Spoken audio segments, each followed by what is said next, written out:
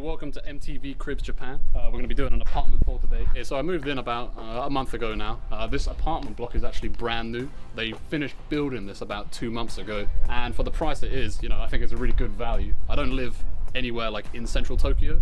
I live in Chiba, which is the prefecture that's just over from Tokyo, but it's very accessible. There's a train station just down there. It's literally like a 5-minute walk from here, and the trains come every 10 minutes, and you can get into central Tokyo in about 30 minutes, right? So just kind of the start, you know, you've got your standard bike area. This is actually, my prized possession, which I don't actually use anymore because the train station is so close. This is actually my third apartment that I've been living in since I've been in Japan for the last 5 or 6 years now. And I was always cycling around because the station was so far away, but you know, since it's so close now, I never really used it. So this delivery box is pretty cool. It's pretty common in other countries, I assume, but you know, it's pretty useful. Delivery drivers can come and just like, if you're not in and you have a big package, they can just chuck it in here and shut this. They can set a pin here, lock it, and then put the pin through your letterbox here. All right, let's head inside. Okay, so if you're interested in living in Japan, whether it be an apartment or owning a condominium, we're gonna dive into a closer look to see exactly what it's like living there in Japan. This guy has been living in Japan for 5 years. He's on his third apartment. So who is better than him to take a deep dive and a closer look inside of Japanese apartments and Japanese condominiums? Consider hitting that like button and subscribing to the channel if you like this type of content. Without further ado, let's get right back into the video. I don't actually have a physical key, so I just have to use this card key to unlock the door. It was already open. Magic, right? Here we go. Okay, so obviously down here we've got the Genkan area. This is where you take your shoes off, otherwise bad things happen. So this is the main kind of living area, I suppose. You have the kitchenette here. You've got the kind of dining room area here as well. All of this stuff here had to be built and bought. The only thing that really came with the kitchen was this. This is a pretty spacious kind of kitchenette area for a Japanese apartment. Like I said, this is a brand new apartment, right? So I'm quite lucky to have, you know, such a big sink. This is pretty rare. My old apartment was probably about half the size of this. Yeah, this you want to come around and have a look at this tab. It's pretty cool. It's got like a built-in filter here, so you can just press this, and that's filtering the water. Or if you're just doing your standard washing up, you can just use that option there. Okay, and this is my fridge where I keep all of my foodage. One of my favorite items being natto. I don't know if you're familiar with this. This is fermented soybeans. Goes really well on rice. In fact, let's whip up a plate now, actually.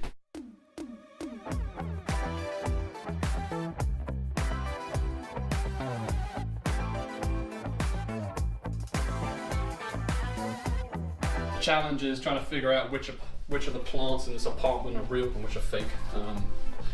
I'll leave that up to you to decide. Standard table, built and bought from IKEA. So you got these panels here on the wall, right? This one here, it's pretty cool. You can see who's been knocking at the door. It has a camera of the front entrance of the apartment, and then you got one downstairs as well. And anytime someone knocks on the door or rings the doorbell and you're not in, it will like record the video here. Bam, bam, bam. Oh look, there's me when I forgot my key and got locked out. Okay, I think coming over to this next panel, this is probably the best part of the apartment in my opinion. A lot of modern Japanese apartments do have this.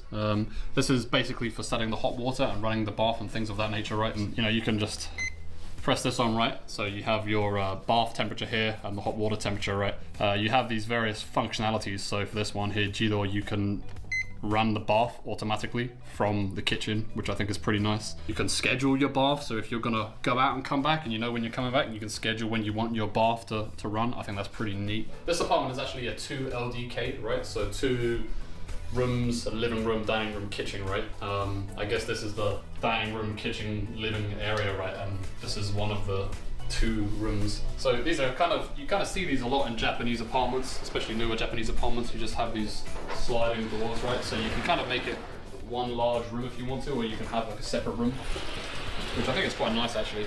It looks a lot more spacious. I actually work remotely. I work at home, right? So I was trying to make this place as comfortable as possible, right? Because I'm going to be here all the time. So this is my working desk. This is where I spend the majority of my day. Is that a standing desk? Yeah, it is actually a standing desk. It's Pretty sweet, right? A few moments later. I think it's pretty important if you're working remotely to have a standing desk. One thing that was really important to me was the lighting. I don't know why, I'm just I'm big on lighting, right? So I got these lights here from IKEA. I got one over here and one here as well. So in the evening when it gets dark and the lights are off and you turn these on, I think it looks pretty moody. It's pretty atmospheric. And this is what it looks like in the evening as well, just to give you a kind of glimpse of that. So I think it's pretty moody. It's pretty nice, right? I think lighting is a pretty important part of a home, right? And just helps you to unwind in the evening, you know? All right, yeah, and this handy switch here allows me to turn the lights on in this room. Except it doesn't. It's actually a clothes hanger, and I can actually dry my clothes here, which I think is pretty intuitive. Although I never actually use this one. I have a hanger over there that I use instead, but still handy nonetheless. Yeah, this comes with a nice walk-in closet as well. I've got my nice motorbike helmet here. I learned how to ride a motorbike in Japan a couple of years ago, and ever since then my life expectancy has dramatically decreased. And here we have Jerry and Terry, you know, my fabled cactus plant. And I don't actually know, I can't remember the name of this one, but the woman in the shop told me that it's pretty strong and I only have to water it once a month or so. Okay, so if you follow me through the corridor here, we'll be moving over to the bathroom area. This is actually a really modern looking bath. So one of the things that stood out to me right away is the spacious, well, it's not spacious, just the minimum look of the entire apartment. You can see that the living space is limited. Japanese are really limited on their space. I can remember when I was in Tokyo, Japan, I was staying there for 1 week. My hotel was very small. Actually, that was just the norm. I looked at so many different hotels and the living size was just pretty much the same. It was actually the smallest living size that I have ever been to across all my 10 countries that I have visited.